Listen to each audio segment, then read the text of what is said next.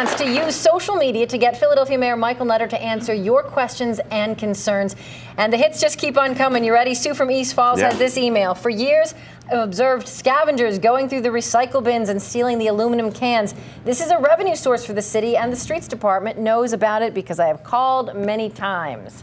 Why hasn't been something done about it? I just read them there.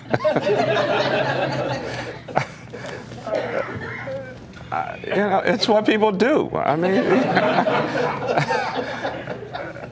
well, and I'm sure it's a revenue source for the people who are scavenging. I mean, that's their job. I mean, look, certainly we want people to recycle. We get $65 a ton now for recycling. Obviously, we want to keep as much of that for ourselves. But I mean, I have to be honest with you. Of all the things that are going on in this city, I am not sending folks after somebody with a cart trying to get a couple aluminum cans that they can take somewhere and get some money.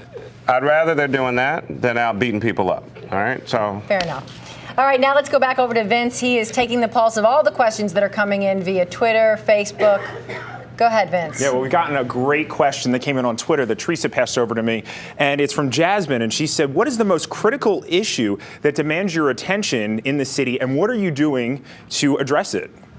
And how can we help? The most critical issue in the city is education. And it will determine the future of Philadelphia. Unfortunately, I have to give you a few numbers real quickly.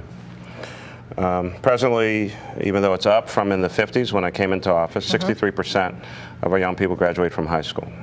We have a 25+% poverty rate here in Philadelphia. We have 500,000 adults who have varying levels of literacy challenge.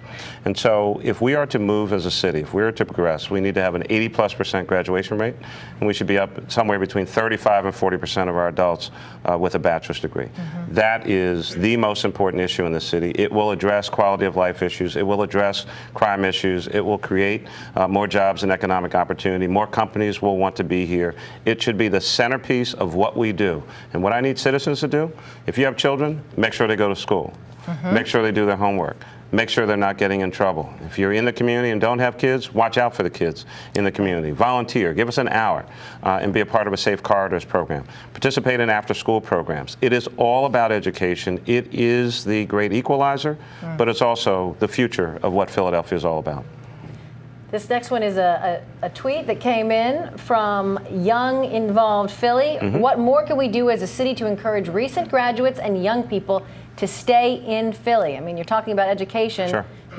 This person's making the point that some recent graduates, they don't stick around. Well, part of that is about jobs. I mean, you know, graduation's over, you had a party, threw the cap, mom and dad cut off the credit card, you need a job. So we need to make sure that we're getting involved with those young people literally in their freshman year through Graduate Philadelphia and other programs. Make sure that our companies are talking with these young people early on about internship and mentorship programs, co-op programs. All of those activities, first of all, get them much more engaged in the work side of the life of Philadelphia. They have probably already figured out the entertainment and nightlife side of Philadelphia, and people do fall in love with this city. But it is about jobs and holding on to these young people, and we have been doing better. About 50% now of the folks who come from outside of this city to school are starting to stay in Philadelphia. But we need to do better, and we have more to offer. So I think it is about jobs, and we need to engage with them at a much earlier point in time. Okay. Grace is emailing us. She says the city streets feel like washboards, and are there any plans to start fixing the streets before the winter sets in? Another comment about getting ready for the winter, and this is from Grace. Washboards. Washboard. That may be. She may be referring to the condition of the roads. No. Well, those are. She's probably talking about streets that have been what we call milled.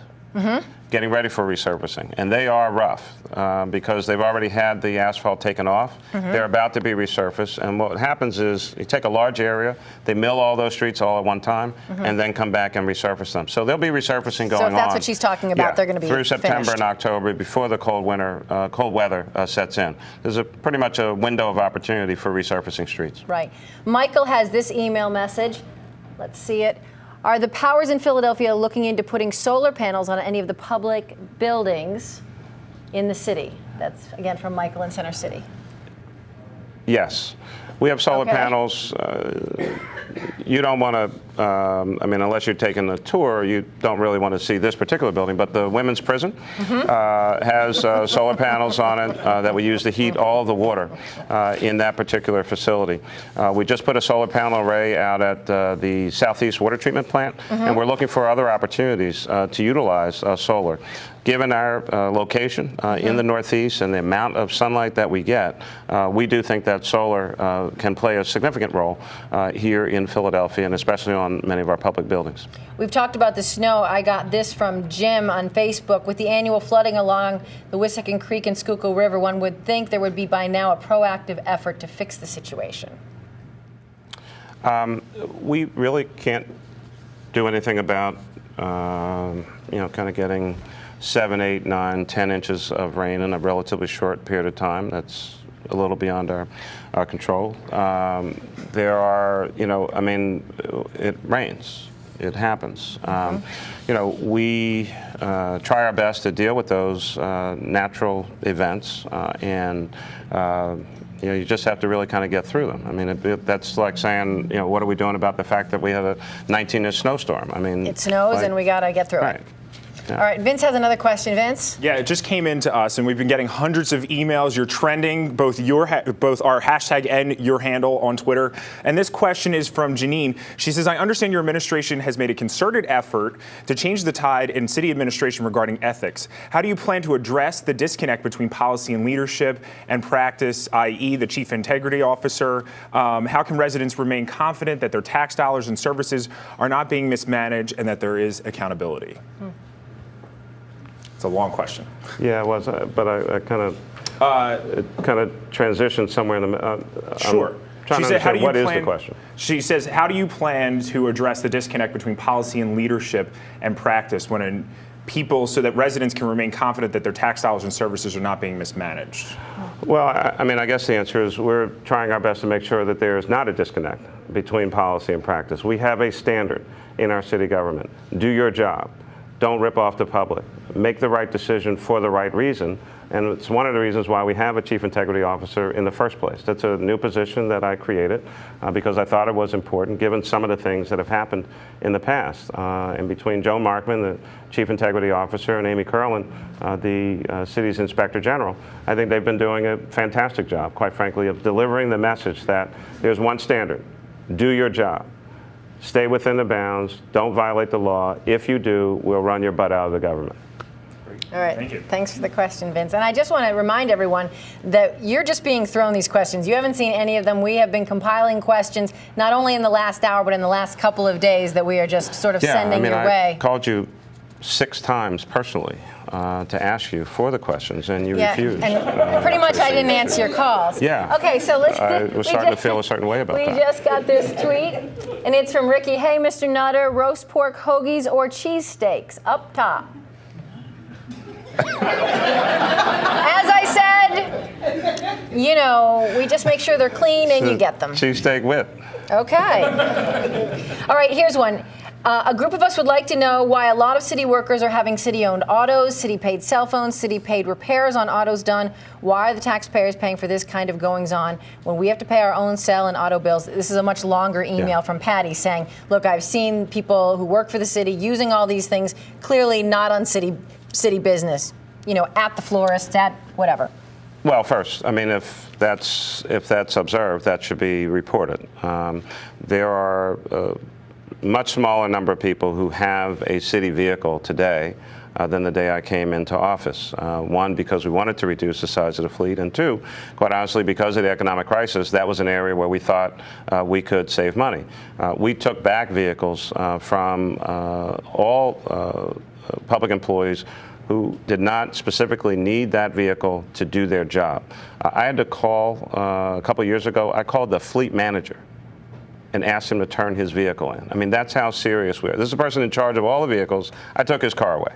So, I mean, we have dramatically reduced the number of vehicles that people have, the number of folks who can actually take them home because they may be needed for that middle of the night call or something like that.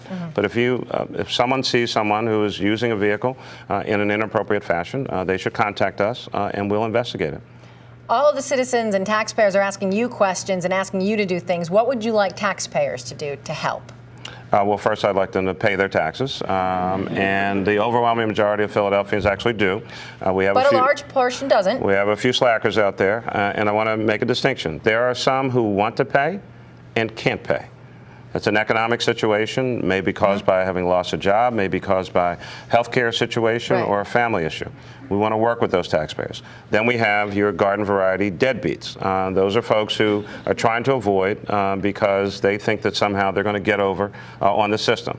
We're trying to track their little butts down now and want them to pay, and we're going to chase them until the end of time. So that's one. And the second thing goes back to what I said earlier. The biggest challenge in this city really is about education. I want folks to pay attention to what's going on in the lives of their children. If we stay focused on that particular issue, this city will take off. It really will. So that's all I'm asking.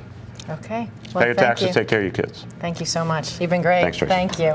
Now, if you submitted a question tonight and we didn't get to it, we want you to know we will be forwarding all of them to Mayor Nutter, to his office. And again, we want to thank Mayor Nutter and his staff for being here tonight. We want to thank all of you for being part of our special hour. I'm Tracy Davidson. For all of us here at NBC10 News, good night.